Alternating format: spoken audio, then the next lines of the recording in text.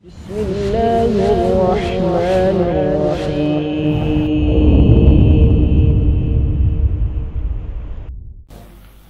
السلام عليكم ورحمة الله وبركاته. إن الحمد لله نحمده ونستعينه ونستغفره ونعوذ بالله من شرور أنفسنا ومن سيئات أعمالنا. من يهده الله فلا مضل له ومن يضلل فلا هادي له وأشهد أن لا إله إلا الله وحده لا شريك له وأشهد أن محمدا عبده ورسوله صلى الله عليه وعلى آله وصحبه أجمعين. أما بعد. Jemaah sekalian, a'azakumullah. Semoga kabar jemaah dalam keadaan baik dan diberkahi oleh Allah Subhanahu wa taala. Semoga kita semuanya dikumpulkan dan dipisahkan oleh Allah di atas rahmat dan keberkahannya.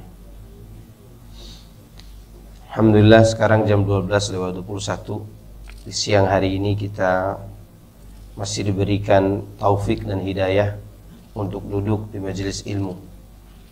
Meskipun beberapa jam yang lalu antum lelah bekerja, seharusnya jam ini antum beristirahat.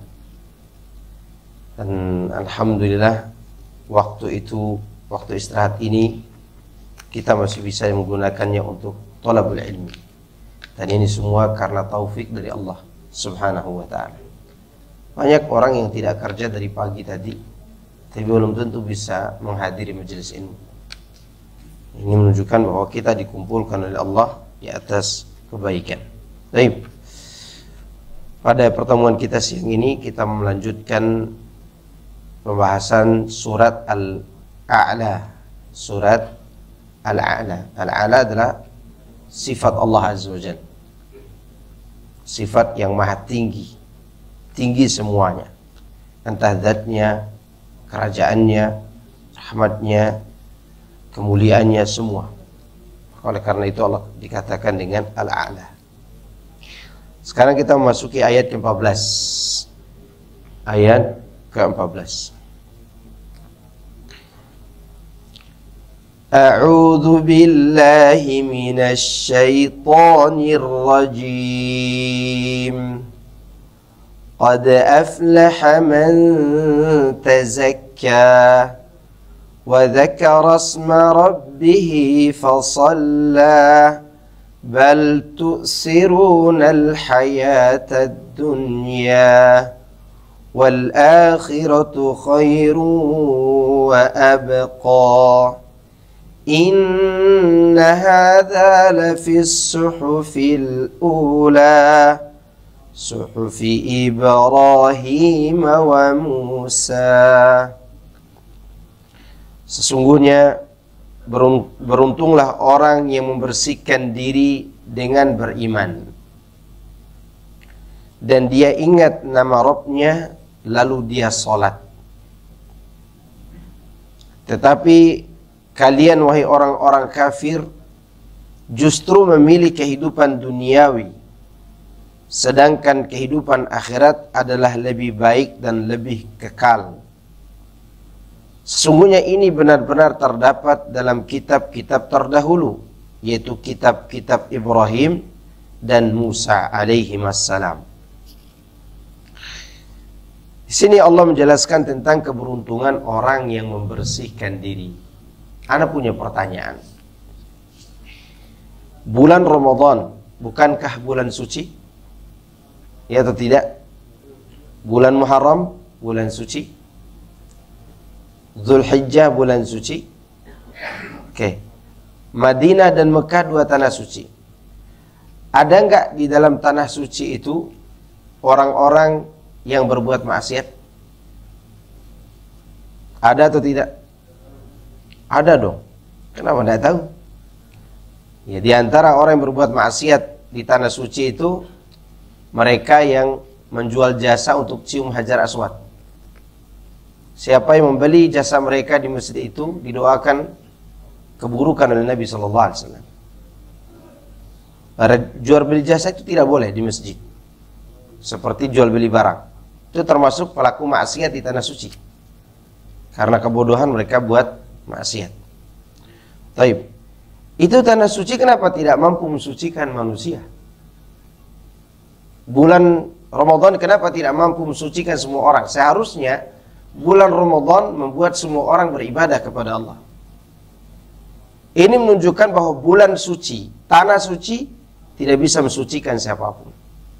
Yang mensucikan seseorang itu adalah amal perbuatannya sendiri. Maka di dalam ayat ini Allah katakan, qad aflaha man tazakka. Sungguh telah beruntung orang yang membersihkan dirinya. Maksudnya membersihkan diri dari perangai-perangai yang tercela. Entah itu perbuatan syirik, perbuatan khurafat, membersihkan diri dari maksiat, dan seterusnya. Dan dia mengikuti apa yang diturunkan oleh Allah dan Rasulnya sallallahu alaihi wasallam. Pertanyaannya adalah, bagaimana cara membersihkan diri?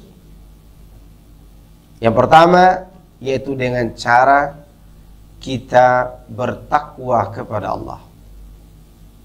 Itu poin yang paling penting. Yang kedua, dengan cara membersihkan amal dari berbagai macam bentuk kemusyrikan, termasuk membersihkan amal ibadah doa dari bertawassul kepada kuburan. Itu adalah menodai amal. Orang yang berdoa meminta tawassul kepada kuburan berarti dia menodai amalnya sendiri. Ngapain minta kepada kuburan coba? Apa kelebihan kuburan dibandingkan malaikat maut itu sendiri? Kalau ada orang mengatakan, orang di kuburan itu soleh Pak Ustadz, kita butuh orang soleh supaya sampai doa kita. Tidak perlu ke kuburan kalau begitu. Anda pergi ke ruangan ICU, di situ pasti ada malaikat maut. Tinggal Anda bertawassul saja dengan malaikat maut, kalau itu dibolehkan. Seandainya itu boleh, jangan mau tertipu oleh para tokoh-tokoh agama yang mencari fulus di balik apa? Kuburan-kuburan keramat. Karena itu yang merusak amal kita. Maka di antara cara membersihkan amal yang paling bagus adalah bersihkan doa kita dari berbagai macam kemusyrikan. Ibadah kita dari berbagai macam kemusyrikan. Lihat bagaimana orang berbondong-bondong ke kuburan, meminta kepada wali, meminta kepada penghuni kubur agar doanya disampaikan kepada Allah. Jika itu boleh, saya ulangi lagi, jika itu boleh, ngapain datang ke kuburan orang soleh? Kita datang ke ruangan ICU, di situ ada orang yang mati dan pasti ada malaikat yang paling dekat kepada Allah di situ. Yaitu malaikat apa? Maut. Malaikat maut ada di situ. Tinggal Anda bertawassul dengan malaikat maut. Tidak perlu bayar, tidak perlu naik bis. Anda tinggal ke rumah sakit kalau itu dibolehkan. Tapi itu juga tidak dibolehkan. Padahal malaikat maut itu hidup. Dan dia makhluk terakhir kali yang akan mati. Di dunia ini makhluk yang terakhir kali mati adalah malaikat maut. Kenapa harus minta kepada orang yang sudah mati? Maka kalimat membersihkan amal yang pertama kali dengan kalimat ikhlas itu adalah membersihkan diri dari kemusyrikan. Itu poin yang kedua. Selain daripada kita mengikhlaskan, membersihkan amal. Kemudian yang ketiga, berdoa, minta kebersihan hati. Sebagaimana Nabi SAW berdoa, Allahumma ati nafsi taqwaha, wa zakkiha anta khairu man zakkaha. Ya Allah, karuniakanlah pada diri ini ketakwaannya, dan bersihkan dia, karena engkau sebaik-baik yang bersihkannya. Wa zakkiha anta khairu man zakkaha, anta waliyuha maulaha. Engkau penolong diriku, dan engkau pula pelindungnya. Doa. Nabi SAW juga berdoa setiap kali khutbah Jumat. Setiap kali ceramah beliau selalu berdoa begini. Wa na'udzu billahi min syururi anfusina wa sayyiati a'malina. Ya Allah, kami berlindung kepadamu dari buruknya diri kami sendiri dan dari buruknya amal kami. Ya. Ini cara ketiga. Yang keempat, bergaul dengan orang-orang soleh. Siapa yang bergaul dengan orang-orang soleh, maka dia akan ikut berbuat baik. Coba Anda renungkan kisah Ashabul Kahfi yang ditidurkan 300 tahun lebih, dan yang tidur bersamanya ada satu binatang. Jenis binatang apa itu? Anjing. Anjing yang tidur bersamanya. Kenapa anjing itu mendapatkan karunia tidur dan tidak mati-mati dalam waktu yang begitu lama itu? Karena dia bergaul dengan orang soleh. Lalu bagaimana kalau yang bergaul dengan orang soleh itu adalah manusia? Anjing saja dimuliakan oleh Allah karena berteman dengan orang soleh waktu itu, maka apalagi manusia yang baik berteman dengan orang baik, dia akan mendapatkan percikan-percikan kebaikan orang lain itu. Itulah yang membersihkan jiwa kita. Terkadang yang mengotori jiwa kita ini teman kita yang bergaul, teman kita yang ada bersama kita. Coba lihat saja, ada seorang direktur misalnya, dia istiqomah luar biasa. Begitu dia mengambil sekretaris yang seksi, setiap hari dia lihat seksinya, kira-kira dia tidak tergoda? Tergoda dia. Kotorlah hatinya dikit demi dikit, maka itu menjadi bukit. Yang tadinya hanya senyuman, kemudian akhirnya berzina. Waliyadzubillah. Dan ini pengakuan sebagian orang. Ya, pengakuan sebagian orang. Karena teman itu bisa menodai jiwa kita bila dia buruk. Lihat buruknya Uqbah bin Abi Mu'ayth. Anda pernah dengar nama ini? Uqbah bin Abi Mu'ayth. Selama 6 tahun Nabi berdakwah, dia tidak pernah menyentuh sehelai rambut pun dari rambut Nabi SAW. Walaupun dia musyrik. Tapi teman-temannya Abu Jahal, Al-Walid bin Mughirah, ya, Uqbah bin Syaibah, dan seterusnya. Maka ketika suatu hari Nabi makan di rumahnya Uqbah bin Abi Mu'ayth ini, semua orang mengira dia masuk Islam. Lalu tersebarlah berita.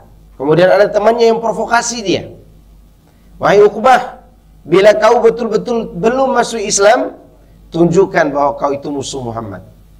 Maka dialah orang yang paling buruk perlakuannya kepada Nabi di Ka'bah. Pernah dengar cerita Nabi diinjak tengkuknya waktu sujud? Ini pelakunya.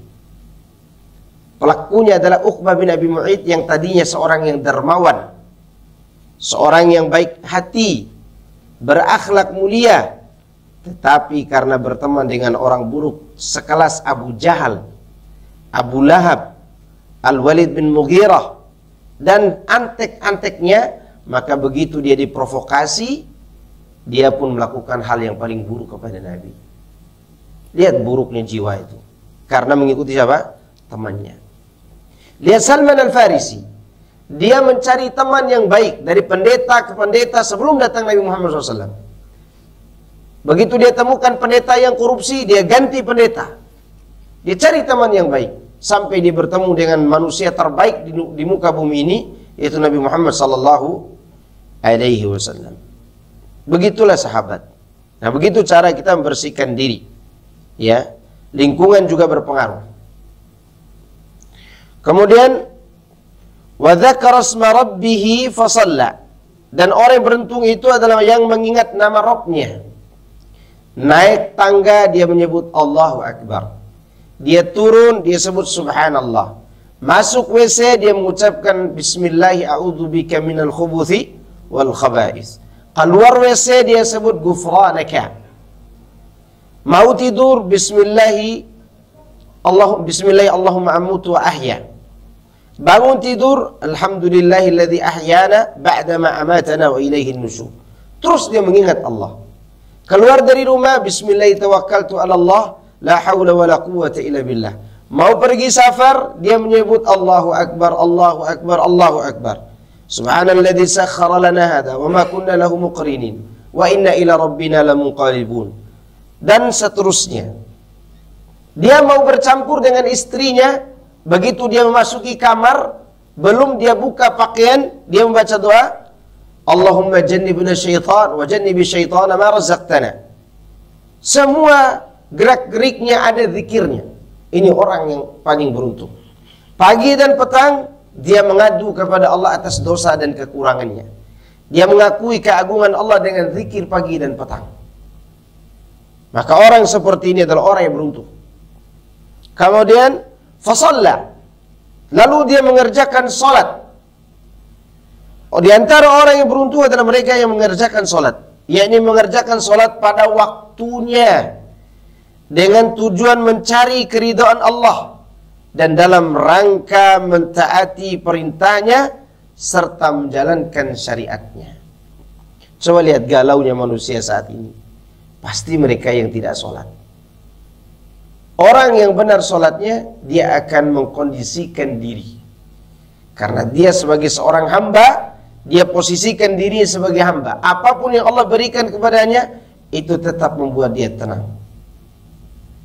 Ya, maka orang beruntung yang tidak banyak berkeluh kesah harusnya orang yang sholat.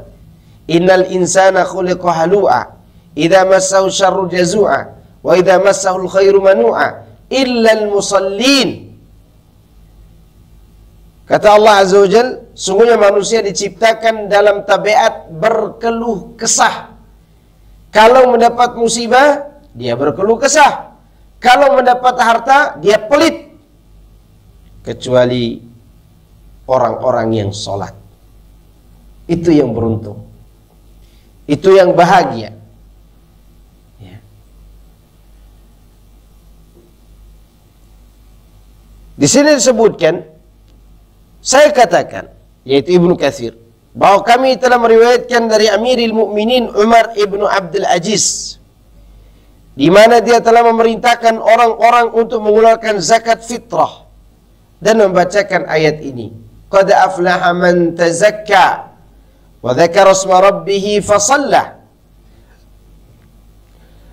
Sesungguhnya beruntunglah orang-orang yang membersihkan diri dengan beribadah dan dia ingat kepada Rabb-Nya lalu dia salat. Seakan-akan di sini ada dua penafsiran.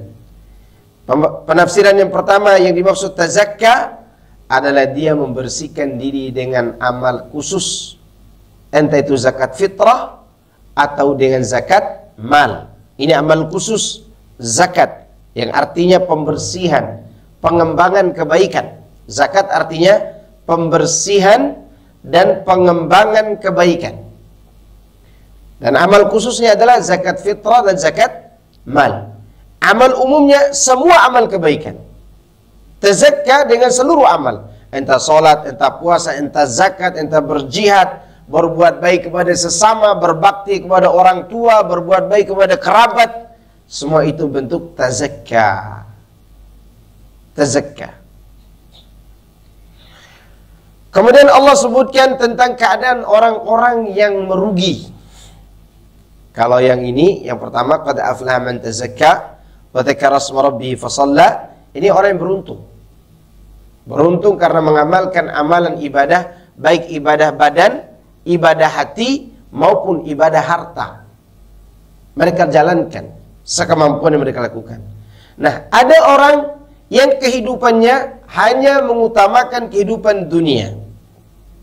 Apa saja kemuliaan baginya diukur dengan kemuliaan dunia. Di mana Allah katakan bal tu'sirunal hayatad dunya. Tetapi kalian memilih kehidupan duniawi. Artinya kalian lebih mengutamakan kehidupan dunia daripada kehidupan akhirat. Ayat ini jangan disalahfahami. Kadang sebagian orang yang terlalu zuhud, terlalu beribadah kepada Allah, tidak memperhatikan kondisi keduniaannya, ini juga salah. Dunia itu tidak perlu diusahakan cinta kepadanya. Karena dunia itu sudah pasti disukai oleh semua orang. Yang tercela dari cinta dunia ini adalah ketika bentuk cintanya berlebihan. Cinta itu makhluk. Makhluk itu kalau dimakan berlebihan akan buat kita menjadi tidak sehat atau berpenyakit. Maka ketika seorang lebih cinta kepada dunia daripada akhirat, di saat itulah tercelanya cinta kepada dunia. Namun jika dia berikan porsi sebagai tabiat dia mencinta dunia, maka itu tidak masalah. Selama itu tidak membuat dia jauh dari Allah. Contoh, perkataan Abu Hanifah, supaya tidak salah paham nih. Ya. Abu Hanifah pernah ditanya oleh salah seseorang ya. Susah sekali sebutnya. Pernah ditanya oleh seseorang. Di mana orang itu bertanya begini, wahai Abu Hanifah, ada orang dia lari dari rahmat Allah dan dia cinta kepada fitnah. Apakah orang seperti ini wali Allah atau wali setan? Kira-kira kalau antum menjawab, wali Allah atau wali setan? Saya ulangi pertanyaannya. Ada orang lari meninggalkan rahmat Allah menuju kepada fitnah. Ditanyakan ini kepada Imam Malik, apakah orang ini wali Allah atau wali setan? Sekarang pertanyaannya sebelum kita jawab dengan jawaban Imam Abu Hanifah. Imam Abu Hanifah, apa jawaban antum? Wali Allah atau wali setan? Wali setan. Alasannya? Alasannya apa? Alasannya masuk akal, wali setan. Kalau lari dari rahmat Allah menuju kepada fitnah berarti wali setan. Tapi ini jawaban kita yang cara berpikirnya dangkal. Apa jawaban Abu Hanifah? Dia wali Allah. Terus orang itu bertanya lagi, alasanmu apa wahai Imam? Kata Imam Abu Hanifah, bukankah anak istrimu itu disebut fitnah oleh Allah dalam Al-Quran? Demikian juga harta? Iya.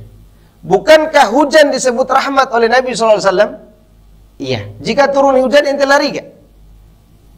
Lari. Menuju apa? Harta ente, rumah.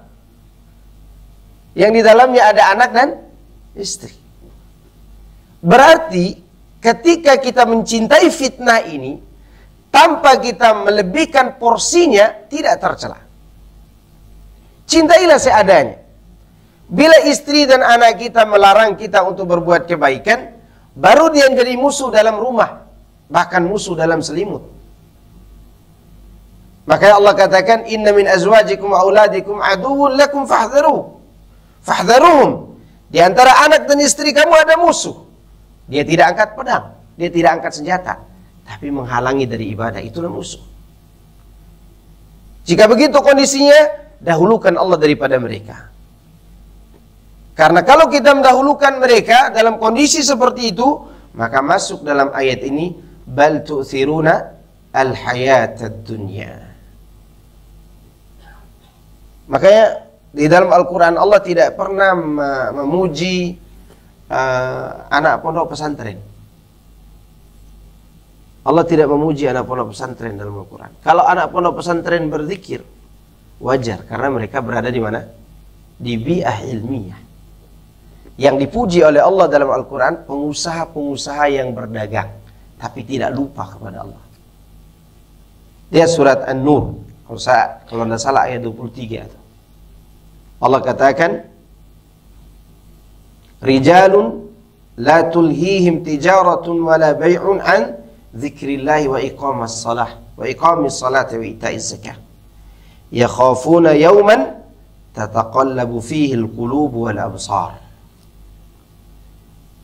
Sekelompok laki-laki yang mana perdagangan dan jual beli tidak menipu mereka dari mengingat Allah, dari mendirikan salat dan menunaikan zakat. Alasannya karena mereka takut akan suatu hari, berarti mereka memikirkan hari akhirat, di mana pada hari itu goncanglah pandangan dan hati. Itu yang membuat mereka melebihkan urusan Allah. Ada cerita di zaman tabi'in di daerah Syam, di daerah Irak, ada sekelompok orang lagi berdagang. Begitu datang adzan, mereka tinggalkan dagang mereka di waktu zuhur itu dan mereka pergi sholat. Kata salah seorang ulama pada zaman itu, orang seperti inilah yang Allah sebutkan dalam surat An-Nur, rijalun la tulhihim tijaratun wala bay'un an dzikrillah ila akhiril ayat. Itu tidak tercela. Orang dagang tidak tercela. Kapan dia tercela? ketika dia masuk dalam ayat ini. Bal tu'thiruna al-hayatad dunya. Anda kaya silakan. Anda mau menjadi seorang pejabat silakan. Tidak ada larangannya. Yang terlarang jika semua itu menghalangi Anda dari beribadah kepada Allah. Ada suatu cerita dari Imam Syafi'i rahimahullah tentang gurunya Muhammad bin Hasan Asy-Syaibani. Muhammad bin Hasan Syaibani ini seorang ulama yang diapit oleh dua orang yang mulia. Imam Syafi'i tidak pernah ketemu Abu Hanifah. Sehingga Imam Syafi'i tidak bisa belajar ilmunya Abu Hanifah. Tapi Muhammad bin Hasan Syaibani, dia bertemu dengan Abu Hanifah karena dia lebih senior dari Imam Syafi'i. Sehingga Imam Syafi'i untuk mendapatkan ilmunya Abu Hanifah, dia belajar kepada Muhammad bin Hasan Syaibani. Sehingga posisi Muhammad bin Hasan Syaibani diapit oleh dua orang yang mulia. Gurunya mulia yaitu Abu Hanifah, muridnya orang mulia yaitu Imam Syafi'i. Dan dia sebagai penengah. Imam Syafi'i selalu melihat dia ketika mengajar orangnya zuhud. Kayak seperti orang yang tidak memiliki harta. Butuh dibantu. Selama ini dia tidak pernah terima bantuan. Suatu ketika Imam Syafi'i datang ke rumah gurunya yaitu Muhammad bin Hasan Syaibani. Dia duduk. Dia berharap gurunya sedang membuka kitab-kitab untuk diajarkan. Ternyata begitu Imam Syafi'i bertamu, gurunya sedang menghitung harta yang begitu banyak. Apa itu? Dia berdagang emas batangan. Mungkin kalau sekarang bosnya Antam mungkin. Miliarder waktu itu. Hartanya begitu banyak. Imam Syafi'i kaget. Ya Syekh, apa ini? Apa yang kau lakukan? Apa kata Muhammad bin Hasan Syaibani? Wahai Syafi'i, bagaimana menurut engkau kalau harta ini jatuh di tangan orang-orang yang jahat, bukankah dipakai oleh mereka untuk berbuat maksiat? Jawaban Imam Syafi'i, bala, tentu. Maka alangkah baiknya harta ini berada di tangan orang-orang baik. Itu menunjukkan punya harta silakan. Tapi yang tercela sekali lagi yang Allah katakan ini. Artinya kalian lebih mengutamakan kehidupan dunia daripada kehidupan akhirat. Wal akhiratu khairu wa abqa. Padahal akhirat itu lebih baik dan lebih kekal. Maksudnya pahala Allah di dalam akhirat lebih baik daripada dunia dan lebih kekal. Karena dunia itu sangat hina dan fana, sedangkan akhirat itu mulia lagi kekal. Bagaimana mungkin seorang yang berakal akan mengutamakan sesuatu yang fana atas yang abadi serta hanya memperhatikan hal-hal yang akan hilang, tidak memperhatikan hal-hal yang akan kekal abadi di alam akhirat nanti. Nah, mungkin itu dilakukan orang berakal. Ya. Inna hadza lafi suhufil ula. Sungguhnya penjelasan tentang masalah ini pernah dijelaskan dalam lembaran-lembaran terdahulu, yaitu Sufi Ibrahim wa Musa. Lembaran yang ada dalam kitab Nabi Ibrahim dan Nabi Musa. Ibnu Jarir memilih bahwa ayat ini merupakan isyarat kepada qad aflaha man tazakka. Artinya penjelasan ya sungguhnya haja ini, maksudnya ini itu adalah penjelasan dari ayat 14 sampai ayat 17. Sungguhnya semua penjelasan ini sudah pernah dijelaskan Nabi Ibrahim dan Nabi Musa, begitu maksudnya. Qad aflaha man tazakka wa dzakara isma rabbih fa shalla bal tu'thiruna al-hayata ad-dunya wal akhiratu khairu wa abqa. Ini pernah dijelaskan dalam lembaran kitab Nabi Ibrahim dan Nabi Musa. Masih berkaitan inna hadza, sungguhnya ini, yakni kandungan firman Allah la fi suhufil ula sufi Ibrahim wa Musa. Yani dan apa yang menjadi pilihan Ibnu Jarir ini, inilah yang baik. Artinya semua yang disebutkan dalam ayat 14 sampai 17 ini sekali lagi pernah dijelaskan oleh Nabi Ibrahim dan hari ini kita menjelaskannya. Dan dijelaskan juga oleh Al-Quran. Dan kita membawakannya pada siang hari ini. Bayangkan bapak-bapak sekalian. Ini ajaran Islam. Ajaran Islam itu tidak akan pernah berubah. Kalau ada orang mengatakan, ajaran Islam itu saja, memang segitunya ajaran Islam. Mau diajarkan apa lagi? Justru kalau ada tambahan dari luar, itu akan membuat rusak Islam ini. Kalau ada orang yang ingin berinovasi dalam Islam, maka berarti dia merusak Islam. Islam tidak butuh tambahan. Lihat bagaimana Allah Subhanahu wa taala menyebutkan ini. Berapa ribu tahun yang lalu dijelaskan Nabi Ibrahim, bahkan sebelum Masehi Nabi Ibrahim sudah jelaskan ini, dan hari ini kita menjelaskan. Subhanallah, begitu luasnya ajaran agama ini, dan begitu istiqomahnya Allah mengajarkan manusia, yang mana ajarannya tidak pernah berubah. Ini mengindikasikan bahwa agama Nabi Adam dan agama Nabi Muhammad SAW prinsipnya hanya satu, yaitu Islam itu sendiri. Tidak pernah ada agama Nasrani, agama Hindu, agama Buddha, agama Majusi, tidak pernah ada. Adanya perubahan agama itu pada masa Nabi Nuh. Masa siapa? Nabi Nuh. Setelah generasi ke-10 dari Nabi Adam, keturunan ke-10, baru berubah agama. Itu pun walaupun berubah, para nabi ajarannya tetap sama. Nabi Nuh, Nabi Ibrahim, kemudian nabi-nabi setelahnya sampai Nabi Musa, Nabi Isa, sampai Nabi Muhammad SAW, garis ajarannya sama. Berusaha mengajak manusia untuk menjadi hamba Allah dan pengikut para nabi. Ya, di antara caranya mereka diajarkan akhirat, dan mereka diingatkan tentang tipu daya dunia. Ada orang berbangga dia kaya, dia jadi direksi, dia jadi direktur dan seterusnya. Sangat bangga, wajar, manusiawi. Tetapi dia tidak ingat kalau semua itu tidak ada apa-apanya kalau dia tidak mengetahui tentang akhirat. Sebagaimana Allah katakan dalam surat Rum, ya'lamuna zahiran minal hayati dunya wa hum 'anil akhirati hum ghafilun.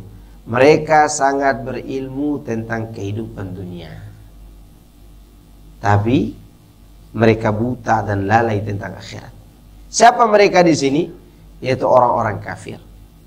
Siapa mereka di sini? Di antaranya orang-orang munafik. Siapa lagi? Mereka orang-orang zindiq. Siapa lagi? Mereka yang liberal. Mereka adalah orang-orang yang mengutamakan kehidupan dunia daripada akhirat. Termasuk Yahudi. Termasuk Yahudi yang mereka tahu tentang keistimewaan akhirat, namun mereka tetap mengutamakan kehidupan apa? Dunia. Dan lebih jahat lagi adalah ulama dan ustadznya lebih mengutamakan kehidupan apa? Dunia. Sehingga orientasinya adalah dunia dan dunia. Berfatwa demi mendapatkan dunia, demi mendapatkan hati masyarakat. Bahkan sekarang ini yang paling jahat bukan penjahat di jalanan yang kita kenal penjahat. Yang paling jahat adalah mereka yang menjual agama. Jual beli ini, jual beli itu. Demi apa? Demi dunia. Coba Anda lihat ceramah-ceramah yang ada ini. Ceramah membela diri, ceramah membela nasab. Kenapa? Karena kalau nasabnya tidak dibela, dia akan kehilangan fulus. Dan Anda coba lihat bagaimana ceramahnya. Pernah mereka jelaskan Islam itu artinya apa? Salat itu artinya apa? Pernah mereka jelaskan la ilaha illallah itu artinya apa? Muhammad Rasulullah itu artinya apa? Tidak pernah mereka jelaskan. Kenapa? Karena resikonya mereka tidak bisa menjelaskan. Apa mau dijelaskan? Mereka tidak punya ilmu. Mereka hanya punya pakaian dan sorban yang begitu indah, sehingga orang didoktrin kalau tidak memuliakan kami, kalian masuk neraka. Bahkan diancam mereka tidak mau beri syafaat. Siapa mereka? Dan ini penjahat. Orang-orang yang bersorban ini lebih jahat daripada para penjahat. Maka dalam Al-Quran Allah tidak melaknat para germo, walaupun mereka itu berdosa, dimasukkan ke neraka germo dan pembunuh itu. Yang dilaknat oleh Allah dalam Al-Quran adalah para ulama yang menjual agama. Coba Anda renungkan dalam surat Al-Baqarah ayat 159 sampai 163. Bagaimana bertubi-tubi Allah melaknat orang yang berilmu itu. Kenapa? Karena mereka mendahulukan dunia daripada menjelaskan kebenaran. Demikian juga di awal-awal suratul Baqarah ketika Allah menjelaskan tentang Bani Israel. Mereka membuat kitab-kitab palsu lalu mereka jual. Kalau sekarang ada pembuat nasab palsu, Anda percaya kalau ada orang penjual nasab palsu? Saya percaya.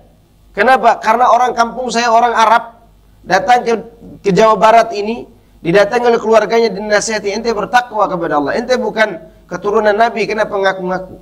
Kata dia, bisa dibeli nasab di sini. Kalau saya tidak beli nasab, saya tidak kaya raya, kata dia begitu. Dan dia bisa jual air sebotol itu 3 juta. Ini 3 juta dijual.